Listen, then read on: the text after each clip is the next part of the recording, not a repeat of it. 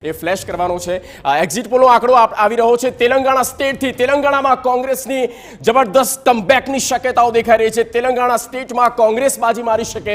જો કે વિધાનસભામાં પણ તે જીત્યું। 2019માં 3 સીટ હતી, 24માં 8 સુધી પહોંચી શકે। તેલંગાણામાં વિધાનસભા જીત બાદ કોંગ્રેસ વધુ મજબૂત તેલંગાણામાં થઈ છે અને તેલંગાણાનો આંકડો ભાજપને પણ જબરદસ્ત સફળતાની શક્યતાઓ કહી શકાય। આંકડા પણ અમે આપને બતાવીશું। તેલંગાણાથી 2019માં 4 સીટ હતી, 2024માં 7 સીટોનું અનુમાન છે। તેલંગાણામાં કોંગ્રેસની આ જબરદસ્ત કમબેકની શક્યતા જુઓ। તેલંગાણા આંકડો આપણે સ્ક્રીન પર બતાવી રહ્યા છે। એનડીએ 7 સીટ અને ઇન્ડિયાને 8 બેઠકો મળી શકે અને અપક્ષને એટલે કે 2 બેઠકો જઈ શકે છે। મને લાગે છે એઆઈએમઆઈએમને આ 2 સીટ અથવા કોઈ બીજા અન્ય પક્ષને હોઈ શકે। આમાં એઆઈએમઆઈએમ નથી, આમાં ટીઆરએસ છે, તેલંગાણા રાષ્ટ્રીય સમિતિ જે છે, સીકે ચંદ્રશેખર રાવ, એને હૈદરાબાદ અને એક આને મળી શકે ને, એક એઆઈએમએમ એટલે ઓવેસી ને મળી શકે, એક ઓવેસી ને મળે અને એક સીકે ચંદ્રશેખર અન્ય પક્ષને। ઓકે, બીજેપી આમ તો 7 સીટ દેખાઈ રહી છે, પણ એનડીએ જ્યારે ટોટલ 7 સીટ અને ઇન્ડિયાને 8 બેઠકો મળી શકે છે, તેમાં તમામ એ જે છે કોંગ્રેસના પક્ષે જઈ શકે છે અને અધરને 2 સીટ એક્ઝિટ પોલ પ્રમાણે આ આંકડો સામે આવી રહ્યો છે। અને એ 17 બેઠકો, તેલંગાણાની જે 17 બેઠકો છે તેમાં હજી પણ આપણે એ અંદરની મુવમેન્ટ જોઈએ તો બીઆરએસને 9 બેઠકો જે પહેલા મળી હતી અને તેમાં એક મોટો ફટકો બીઆરએસને એટલે કે ભારત રાષ્ટ્ર સમિતિને અહીંયા પડ્યો છે અને બીજેપીનો આંકડો ચોક્કસ વધ્યો છે। 4 સીટ પર હતું તેલંગાણામાં અને તે હવે 7 સીટ પર તે પહોંચી ગયા છે। હા વિકાસભાઈ, આની પર આપણે સ્વાભાવિક રીતે કર્ણાટક જેવો જ આખો સીન છે। તમે જુઓ, સરકાર હોવી સરકાર ના હોવામાં ફરક છે।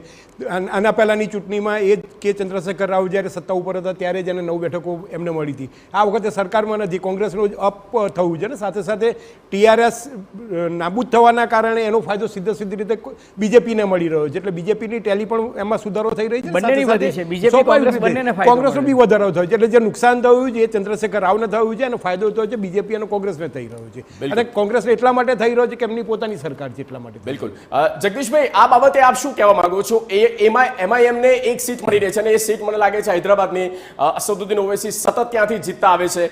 આ રથ રોકવામાં બીજેપીને મને લાગે છે ત્યાં સુધી સફળતા હાથ લાગે એવું પરિણામ દેખાતું નથી।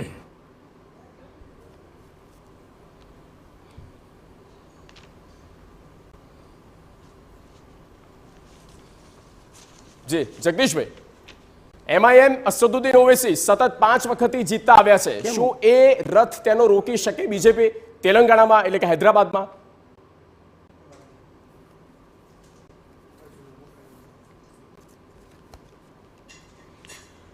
આ વખતે એવી સંભાવના થોડી ઓછી છે, કારણ કે ભારતીય જનતા પાર્ટીએ પણ જે લેડીઝ ઉમેદવાર રાખ્યા છે એ પણ તમારી જાણ ખાતર કટ્ટર હિન્દુત્વવાળા છે। એટલું જ નહીં, એનો ચહેરો જે છે એ ચહેરો સેક્યુલર જેવો છે।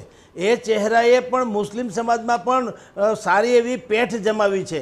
એટલે આ વખતે હૈદરાબાદમાં જે અગાઉના સમયમાં ભાઈ ઓવેસી જે એનો ચમત્કાર બતાવી શકતા હતા એ આ વખતે એટલો નહીં બતાવી શકે, એમાં મોટું ગાબડું પડે એવી પૂર્ણપણે સંભાવના છે।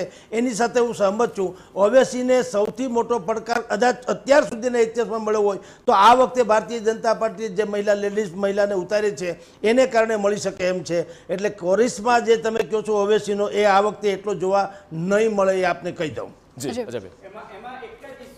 એ માધવી લતા કોમ્પેલા જે કટ્ટર હિન્દુત્વવાદી બહેન છે, જેને ભારતીય જનતા પાર્ટીએ ત્યાં પોતાના ઉમેદવાર તરીકે ઓવેસીની સામે ઉતાર્યા, પરંતુ ત્યાં વિવાદ એ થયો હતો કે સવારના 10 થી 11માં એમને મુસ્લિમ મહિલાઓના બુરખા ઉચકી અને એમના ચહેરા જોવાની કોશિશ કરી હતી। એને કારણે ચૂંટણી પંચે તો ફરિયાદ કરી જ, પરંતુ ત્યાં પછી જે બેકલેસ આવ્યો ને એ મુસ્લિમોનું મતદાન બહુ જ વધ્યું કે હમારી મહિલાઓ કા બુરખા ક્યું ખીંચા, એને કારણે મુસ્લિમોનું મતદાન જે છે એ વધ્યું હતું અને ઓવેસીને થોડોક એને કારણે એડવાન્ટેજ થાય છે। બાકી એ સીટમાં જબરજસ્ત ફાઇટ હતી અને પહેલીવાર એવું લાગતું હતું કે ઓવેસીની સીટ ખતરામાં છે, પણ છેલ્લી ઘડીએ તમને યાદ હોય તો અહીં અમદાવાદમાં થયું હતું કે કૌશિક પટેલ લડતા હતા અને ટીવી ચેનલો પર જ્યારે જોયું કે મુસ્લિમોનું મતદાન વધારે થયું તો 3 થી 5માં હિન્દુઓએ પણ બેકલેસ લાવ્યા હતા। એટલે એ સંભાવના મને હૈદરાબાદમાં દેખાઈ રહી છે। ઓકે, નેક્સ્ટ સ્ટેટ અમે આપણે બતાવીશું, પણ તે પહેલા જ સમય છે તો મહેશભાઈ આ એક આપનો પણ ટેક આની ઉપર લઈ લઉં। 130 સીટ, આમ તો 4 સ્ટેટ આપણે રિલીઝ કરી દીધા છે એક્ઝિટ પોલના। આપને ઓવરઓલ શું લાગી રહ્યું છે? દક્ષિણ ભારતમાં બીજેપી આમ તો જમીન શોધી રહી છે, જમીન માટે જ નીકળી છે, એ પછી અને તમિલ જો હોય કે 400 પછી પાર થવું તેલંગાણા. હોય તો સાઉથના સ્ટેટ્સમાંથી જ બિલકુલ. બેઠકો અંકે કરી શકાય. હા